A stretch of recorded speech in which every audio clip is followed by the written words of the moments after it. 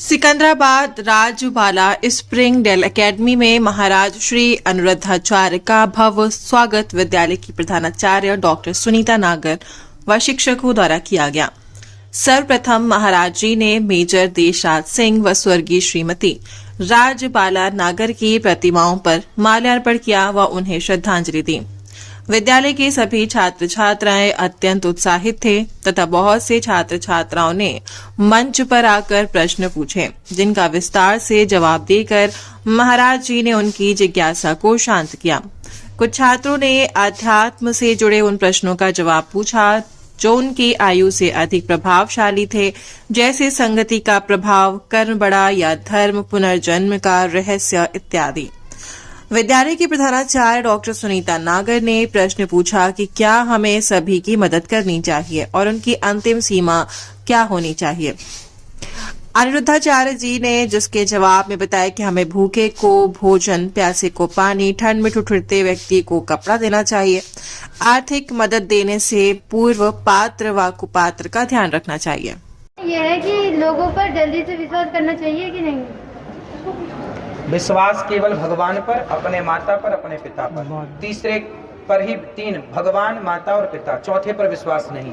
ये दुनिया विश्वास के योग्य बिल्कुल नहीं है। ठीक है, अभी नहीं, अभी पढ़ो लिखो, मन लगा के किसी पर विश्वास ना करो। ये दुनिया विश्वास का दाना डालती है ना, जैसे वो फंसाने वाला आता है, चिड़ियों को फंसाता ना, पहले दाना डालता है फिर जाल में फंसा लेता है। ये दुनिया ऐसे ही जाल डाल के आपको फंसाना चाहती है। कोई विश्वास करने की योग्य नहीं है।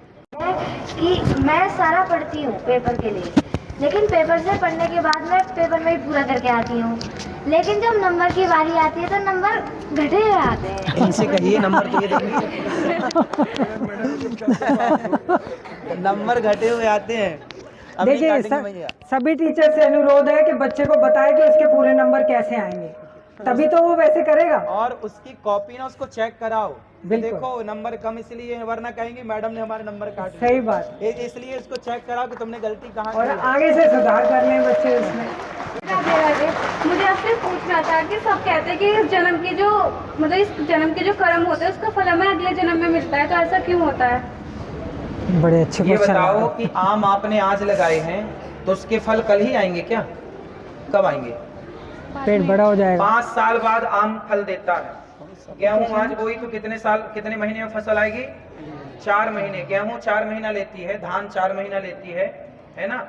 और कुछ दालें होती हैं जो 11 महीने लेती हैं, पता है आपको? कुछ दालों की फसल कितने महीने में आती है? 11। आम की फसल 5 साल में आती है। बस इसी तरह बेटा, जैसे आज हम बीज बोते हैं तो बाद में उसका फल आएगा, ऐसे कर्म जो आज किया है ना, इसका फल हमें बाद में मिलेगा। गुरुजी, मेरा आपसे ये प्रश्न है कि मतलब कुछ लोग ये बोलते हैं कि अपने बड़े से नाम लेके नहीं बोलना चाहिए, तो हम भगवान को नाम लेके क्यों बोलते हैं? चलो, क्योंकि भगवान हमारे बड़े नहीं, भगवान हमारे सर्वस्व हैं। त्वमेव माता च पिता त्वमेव बंधुश्च सखा त्वमेव विद्या द्रविड़म त्वमेव सर्वम मम देव सर्वम, मतलब सब कुछ आप हैं। बड़े का सम्मान आदर हम लोग करते हैं कि नाम नहीं लेते, पर भगवान जो है ना, भगवान तो हमारी आत्मा ही है। हम अपना नाम लेते हैं कि नहीं? ऐसे ही हमारी भगवान और हम कोई दो थोड़ी तत्व हैं। हम किससे बने हैं? घड़ा किससे बना है? मिट्टी से बना, तो मिट्टी ही तो घड़ा है। घड़े का कोई अस्तित्व थोड़ी है। व्यवहार में कहा गया घड़ा है, लेकिन घड़े का कोई अस्तित्व नहीं होता। मिट्टी निकाल दो तो घड़े में क्या बचा? कुछ नहीं बचा, मिट्टी ही घड़ा। उसी तरह ईश्वर ही आपके रूप में तब्दील है, ईश्वर ही इनके रूप में। इसलिए गोस्वामी जी कहते हैं, हरि व्यापक सर्वत्र समाना सर्वम खलविदम ब्रह्म, सब में ईश्वर है। तो आप और ईश्वर दो है ही नहीं ना, तो आपसे भगवान अलग नहीं है। भगवान से हम बहुत प्रेम करते हैं, और जिससे बहुत प्रेम करते हैं ना, आत्मा ही तो है ईश्वर। बड़े हैं माता, बड़े हैं पिता, बड़े हैं गुरु, उनका नाम नहीं लिया जाता, पर ईश्वर का नाम लेने की इजाजत है, क्योंकि भगवान हमसे बिल्कुल भी अलग नहीं है। राधे राधे राधे। आप इतने मतलब आपसे इतने लोग क्वेश्चन पूछते हैं कि आपके साथ कभी ऐसा इंसिडेंट हुआ है? तुमको बोलोगे वहाँ तैयारी कर लें, आ रहे हैं महाराज जी 1 मिनट में, बस जो भी है खाना पीना। बहुत सारे, देखो यदि आप हमसे पूछेंगे, अब देर होगी, यदि आप हमसे पूछेंगे कि राफेल कैसे बनता, उसमें इंजन जोड़ो, उस इंजन में कौन कौन सी मशीन लगी है, तो वो मैं उत्तर कैसे दूंगा, क्योंकि वो मेरा विषय नहीं नहीं है। अब आप कहो कि परमाणु में कौन कौन सी गैसें डाली जाती हैं परमाणु बम में, तो वो मेरा सिलेबस नहीं है, तो वो मैं कैसे उत्तर दूंगा। तो बहुत सारे प्रश्न होते हैं जो मेरे सिलेबस का, जो मेरे, मैं धार्मिक आध्यात्मिक प्रश्नों का उत्तर ही दे सकता हूं। यदि आप मेरे से पूछो कि परमाणु बम कैसे बनता है, तो मैं इसका उत्तर कैसे दूंगा। लेकिन यदि आप पूछने लग जाओगे और मैं स्टडी कर लूं, पढ़ लूं, तो मैं उत्तर क्या मैं बना के दे दूं कि लो भैया फोड़ देना कहीं, तो मैं बना भी सकता हूं। ऐसा नहीं है कि मैं कर नहीं सकता, मैं सब कुछ करने की क्षमता रखता हूं, लेकिन जो मेरा विषय है मैं उस पर बात करता हूं। यदि आप मुझे कहेंगे कि ये विषय भी आपको तैयार करना है, तो मैं वो विषय भी तैयार कर सकता हूँ। पहले चेकिंग कर लेनी चाहिए।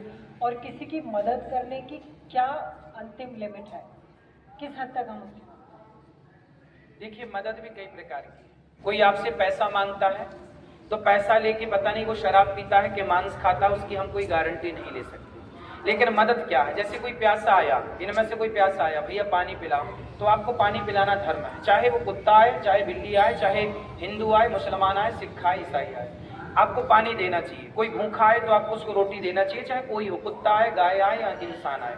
तो मदद हम रोटी की करें, मदद हम पानी की करें। यदि कोई रात को ठिठुर रहा है, कपड़े नहीं है, तो हम कंबल दे दें, हम मदद करें। कोई को छाया नहीं है, तो हम रात भर रुकने के लिए उसको छाया दे दे, भाई आज यहाँ पे आप रुक जाओ, सवेरे आप जाना। तो आप ये मदद कर सकते हैं। तो मदद ये है। अब आपसे कोई कहे कि नहीं जी हमें तो आप पैसा दीजिए 1000 रुपए, नहीं, पैसे की मदद क्यों करें। पैसे की मदद कर, आज के जमाने में पैसे की मदद करना मतलब अपने पाँव में कुल्हाड़ी मारना। हमारे सिकंदराबाद में एक सप्ताह से कथा चल रही है, जो कि महाराज जी अनिरुद्धाचार्य जी जिसको संचालित कर रहे थे। उन्होंने हमने अपने बच्चों को मार्गदर्शन देने के लिए उन्हें यहाँ पे इनवाइट किया था। सभी बच्चों ने बहुत अच्छे प्रश्न पूछे, बहुत प्रभावित हुए उनसे। उन्होंने आज के समय के प्रश्न और जवाब जो यहाँ पे हुए, जिससे बच्चा आजकल जो जूझ रहा है, जैसे बच्चों ने यहाँ तक कि पुनर्जन्म और अपने पिछले अगले जन्मों के कर्मों के बारे में भी पूछा, जिससे पता चला कि हमारे बच्चे की सोच क्या है, वो क्या सोचता है या किन परेशानियों से वो गुजर रहा है। बच्चे पूछ रहे थे कि हम कैसे कंसंट्रेशन करें, वो ये कह रहे थे पिछले जन्मों का हमें क्या कर्म मिलता है, वो पूछ रहे थे कि संगति का क्या असर होता है।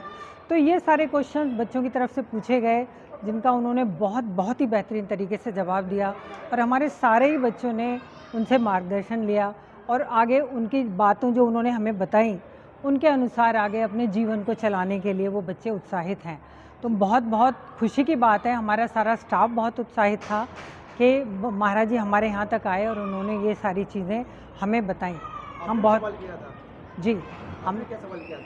मैंने सवाल किया था कि क्या हमें किसी की मदद करने से पहले पात्र और कुपात्र का चयन कर लेना चाहिए या सभी की मदद करनी चाहिए, और किसी की दूसरे की मदद करने की अंतिम सीमा क्या है, किस हद तक हम मदद करें।